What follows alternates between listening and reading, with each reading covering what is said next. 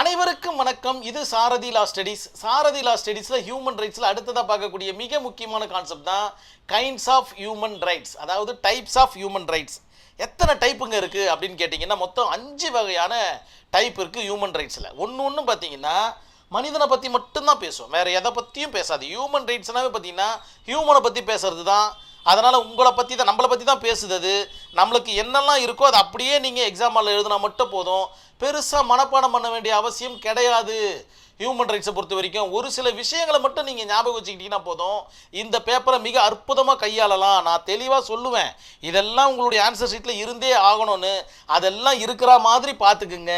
மற்றபடிக்கு பேப்பர் எல்லாம் உங்களுக்கு தெரிஞ்ச விஷயம்தான் அப்படின்றதையும் நினைவில் வச்சுக்கிங்க. மொத்தம் 5 வகையான ஹியூமன் ரைட்ஸ் இருக்குது. ஒன்று பார்த்தீங்கன்னா சிவில் அண்ட் பொலிட்டிக்கல், இன்னொன்று பார்த்தீங்கன்னா எக்கனாமிக், இன்னொன்று பார்த்தீங்கன்னா social rights, cultural and collective. 5 வகையான ஹியூமன் ரைட்ஸ் இருக்குது. அதற்கு தகுந்தாற் போல் ஒன்று அந்தந்த கலரில் கொடுக்கப்பட்டிருக்கு. தெளிவாக நோட்ஸ் எடுத்துக்குங்க. ஃபஸ்ட்டு பார்த்தீங்கன்னா சிவில் அண்ட் பொலிட்டிக்கல் ஹியூமன் ரைட்ஸ்னால் என்ன?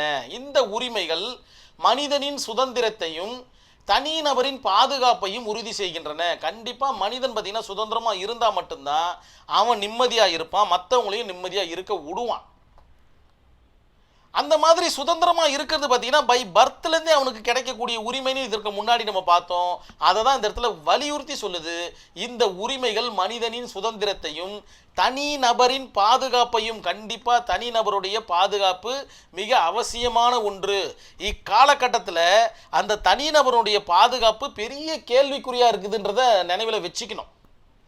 சட்டம் ஒழுங்கு சரியாக இருக்கணும் முதல்ல, அப்போ தான் சொசைட்டி நிம்மதியாக வாழும்.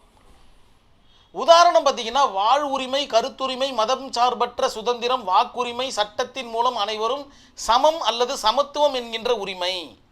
இது எல்லாம் உங்களுடைய ஆன்சர் ஷீட்டில் இருந்தாகணும். எக்கனாமிக்னா என்ன? ஏதோ பொருள் சம்பந்தப்பட்ட விஷயம், பணம் சம்பந்தப்பட்ட விஷயம், வாழ்வாதாரம் சம்பந்தப்பட்ட விஷயம், மனிதனின் பொருளாதார நலனை பாதுகாக்கும் உரிமைகள் ஆகும். தெளிவாக ஒரே லைனில் முடிச்சிட்டாங்க. உதாரணம் வேலை செய்யும் உரிமை. கண்டிப்பாக அவருக்கு வேலை கண்டிப்பாக கொடுத்தாகணும் சொசைட்டியில். நீ ஏன் அந்த வேலை செய்கிற அப்படின்ற மாதிரிலாம் யாரும் கேட்கக்கூடாது. நியாயமான ஊதியம் பெறும் உரிமை, சொத்துரிமை எல்லாமே பார்த்தீங்கன்னா எக்கனாமிக் கான்செப்டில் வந்துடுது. சோசியல் ரைட்ஸ் ஆல்ரெடி நம்ம டிஸ்கஸ் பண்ண விஷயம்தான். சமூக நலன் மற்றும் மனித முன்னேற்றத்திற்கான உரிமைகள் ஆகும்.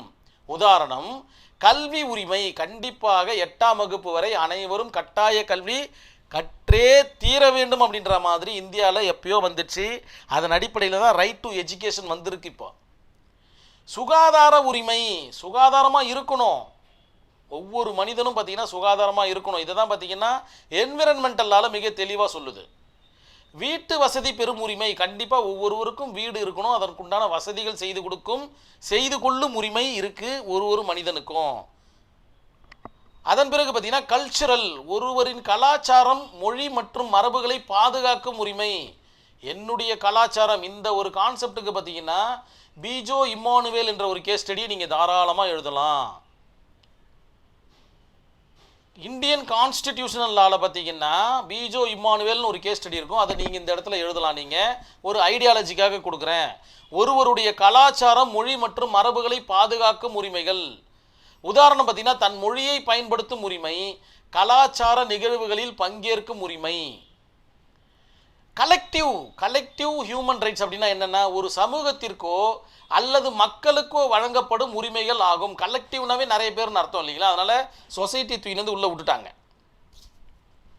ஒரு சமூகத்திற்கோ அல்லது மக்களுக்கோ வழங்கப்படும் உரிமைகள் ஆகும். உதாரணம் பார்த்தீங்கன்னா தன்னாட்சி உரிமை, ரைட் டு செல்ஃப் டிட்டர்மினேஷன், வளர்ச்சி, அதாவது தன்னாட்சி உரிமையின் வளர்ச்சி, இல்லை வளர்ச்சி உரிமை, அமைதிக்கான உரிமை, அமைதியாக இருக்கிறதுக்கான உரிமை. இதற்கு கூட ஒரு கேஸ் ஸ்டடி ஒன்று இருக்குது. நீங்கள் இந்தியன் கான்ஸ்டியூஷனில் போனால் தெரியும். அமைதியாக இருந்தாவே பார்த்தீங்கன்னா அவரை டிஸ்டர்ப் பண்ணக்கூடாது, கேள்வி கேட்டு நச்சரிக்கக்கூடாது. அவர் அமைதியாக இருப்பதற்குண்டான உரிமை அவருக்கு இருக்குது அப்படின்ற மாதிரி நினைவில் வச்சுக்கிங்க.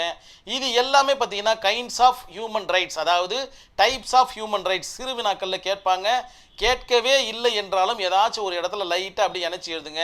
அப்படி இல்லைன்னா இந்த 5ல் ஏதாச்சும் ஒன்று சிறு வினாக்களில் கேட்பாங்க. அப்படி எழுதும்போது 5த்தையும் ஒரு மாதிரி சொல்லிட்டு எழுதுங்க. கண்டிப்பாக இந்த வீடியோ உங்களுக்கு புரிஞ்சிருக்கும் நம்புகிறேன். நன்றி, வணக்கம்.